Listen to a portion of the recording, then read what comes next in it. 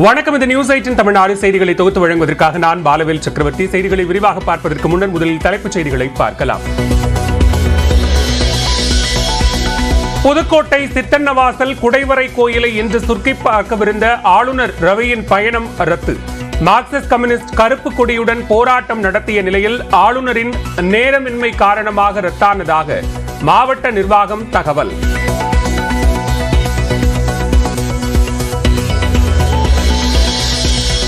காரைக்குடி பல்கலைக்கழக பட்டமளிப்பு விழாவில் ஆளுநர் RN ரவி பங்கேற்பு.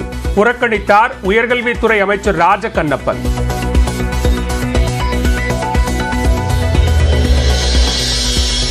நாடாளுமன்ற தேர்தல் தொகுதி பங்கீடு தொடர்பாக இந்திய கம்யூனிஸ்ட் கட்சியுடன் வரும் 3ஆம் தேதி திமுக பேச்சுவார்த்தை. 4ஆம் தேதி மதிமுக மற்றும் மார்க்சிஸ்ட் கம்யூனிஸ்ட் கட்சியினருடன் ஆலோசனை.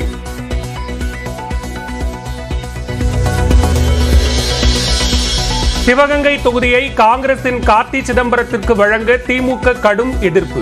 விருதுநகர் தொகுதியையும் இந்த முறை திமுகவிற்கே வழங்க வேண்டும் எனவும் ஒருங்கிணைப்பு குழுவிடம் நிர்வாகிகள் கோரிக்கை.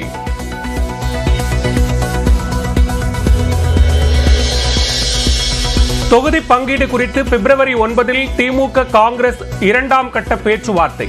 10 தொகுதிகளை காங்கிரஸ் கேட்கும் நிலையில் 7 தொகுதிகளை மட்டுமே திமுக வழங்க திட்டம் என தகவல்.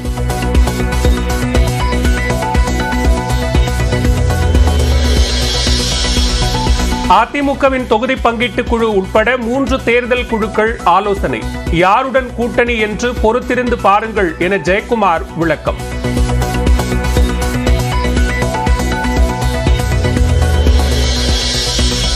நாடாளுமன்ற தேர்தலில் யாருடன் பாமக கூட்டணி? பொதுக்குழு கூட்டத்திற்கு முன் தைலாபுரத்தில் முக்கிய நிர்வாகிகளிடம் நாளை கருத்து கேட்கிறார் நிறுவனர் ராமதாஸ்.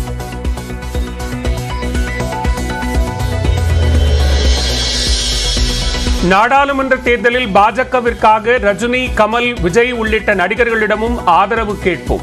பாஜக MLA வானதி ஸ்ரீனிவாசன் சென்னையில் பேட்டி.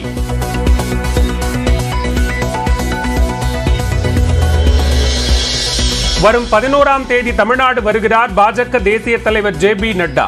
சென்னையில் அண்ணாமலையின் யாத்திரையில் பங்கேற்கிறார்.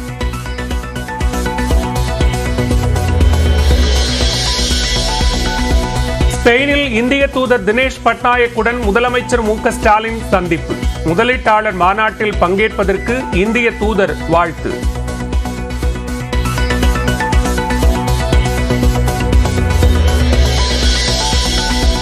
சென்னையிலிருந்து செங்கல்பட்டு வழியாக செல்லும் அனைத்து தென் மாவட்ட பேருந்துகளும் நாளை முதல் கிளாம்பாக்கத்திலிருந்தே இயக்கப்படும். ECR மற்றும் பூந்தமல்லி வழியே இயக்கப்படும் பேருந்துகள் மட்டுமே இனி கோயம்பேட்டிலிருந்து புறப்படும்.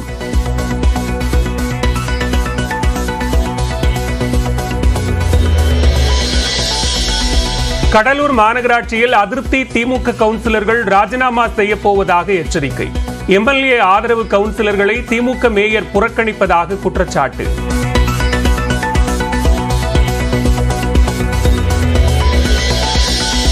திருச்சி, சேலம் உள்ளிட்ட 13 வழித்தடங்களில் செல்லும் பேருந்துகள் சென்னையில் 2 இடங்களில் இருந்து இயக்கப்படும்.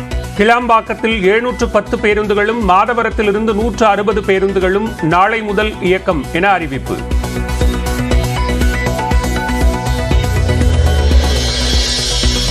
காவல்துறை மீது தவறான குற்றச்சாட்டை சுமத்திய விவகாரத்தில் கடுமையான விளைவுகளை சந்திக்க நேரிடும்.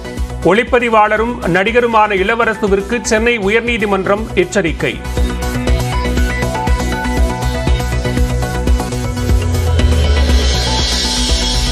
லால் சலாம் படத்தை விளம்பரப்படுத்த சங்கி விவகாரம் குறித்து ஐஸ்வர்யா பேசவில்லை. சங்கி என்பது கெட்ட வார்த்தை என்று கூறவில்லை என்றும் நடிகர் ரஜினிகாந்த் விளக்கம். சங்கிங்கிறது கெட்ட வார்த்தை அப்படின்னு சொல்லி ஐஸ்வர்யா எங்கேயும் சொல்லலை. அப்பா ஆன்மீகவாதி, எல்லா மதங்களையும் விரும்புறவங்க. அவரை ஏன் இப்படி சொல்றாங்க அப்படிங்கிறது அவருடைய பார்வை. அப்படியெல்லாம் ஒண்ணு கிடையாது. பொன்முடிக்கு விதிக்கப்பட்ட 3 ஆண்டு சிறை தண்டனையை நிறுத்தி வைக்க உச்சநீதிமன்றம் மறுப்பு. மேல்முறையீட்டு மனு மீது லஞ்ச ஒழிப்புத்துறை பதிலளிக்க உத்தரவு.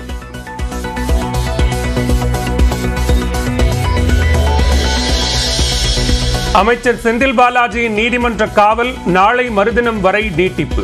காணொலி மூலம் ஆஜர்படுத்தப்பட்ட நிலையில் 17வது முறையாக காவலை நீட்டித்து நீதிபதி அல்லி உத்தரவு.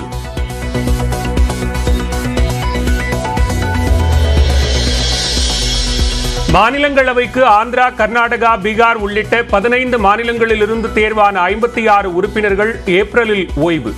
அடுத்த மாதம் 27ஆம் தேதி தேர்தல் நடத்தப்படும் என தேர்தல் ஆணையம் அறிவிப்பு.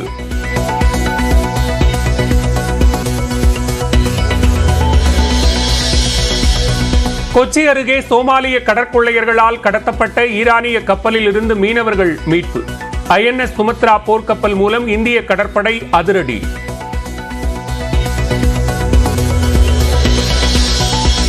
அஜர்பைஜானில் நடைபெற்று வந்த நடிகர் அஜித்தின் விடாமுயற்சி படப்பிடிப்பு நிறைவு.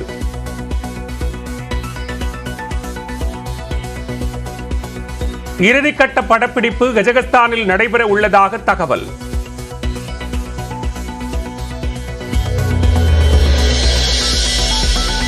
குஜராத்தில் 69வது பிலிம்பேர் விருதுகள் வழங்கும் விழா கோலாகலம். தலா 5 விருதுகளை குவித்த அனிமல் மற்றும் 12th ஃபெயில் திரைப்படங்கள்.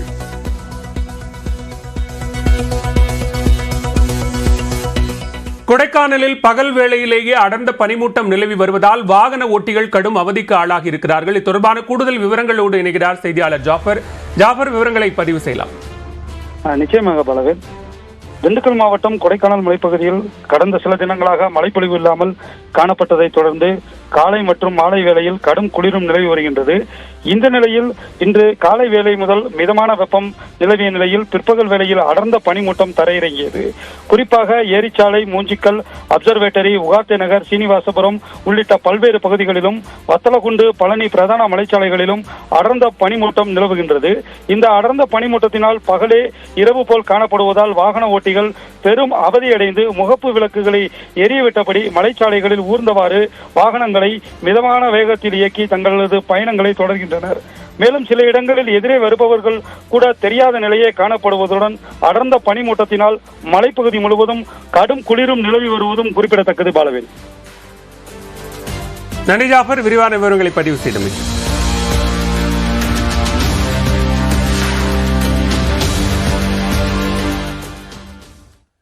சென்னையிலிருந்து தென் மாவட்டங்களுக்கு செல்லும் தமிழ்நாடு அரசு போக்குவரத்து கழக பேருந்துகள் அனைத்தும் நாளை முதல் கிளாம்பாக்கம் மற்றும் மாதவரம் பேருந்து நிலையங்களிலிருந்து இயக்கப்படும் என்று அமைச்சர் சிவசங்கர் அறிவித்துள்ளார். சென்னையில் போக்குவரத்து நெரிசலை குறைக்கும் விதமாக வண்டலூரை அடுத்த கிளாம்பாக்கத்தில் கலைஞர் நூற்றாண்டு பேருந்து நிலையம் அமைக்கப்பட்டுள்ளது.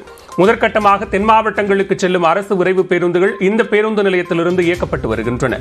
பொங்கல் பண்டிகைக்கு பிறகு TNSTC எனப்படும் தமிழ்நாடு அரசு போக்குவரத்து கழகத்தின் இதர கோட்ட பேருந்துகளும் கிளாம்பாக்கத்திலிருந்து இயக்கப்படும் என்று தமிழ்நாடு அரசு அறிவித்திருந்தது. ஆனால் கிளாம்பாக்கம் பேருந்து நிலையம் தொலைவில் உள்ளதால் அங்கிருந்து பேருந்துகள் இயக்கப்படுவதற்கு வடசென்னை மக்கள் எதிர்ப்பு தெரிவித்து வந்தனர்.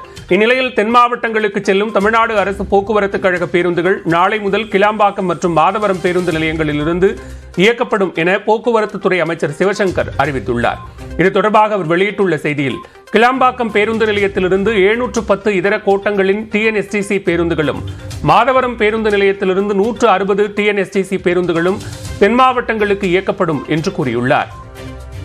அதன்படி திருச்சி வழித்தடத்தில் கிளாம்பாக்கத்திலிருந்து 118 பேருந்துகளும், மாதவரத்திலிருந்து 18 பேருந்துகளும் இயக்கப்பட உள்ளன. கும்பகோணம் வழித்தடத்தில் கிளாம்பாக்கத்திலிருந்து 21 பேருந்துகளும், மாதவரத்திலிருந்து 5 பேருந்துகளும் இயக்கப்பட உள்ளன.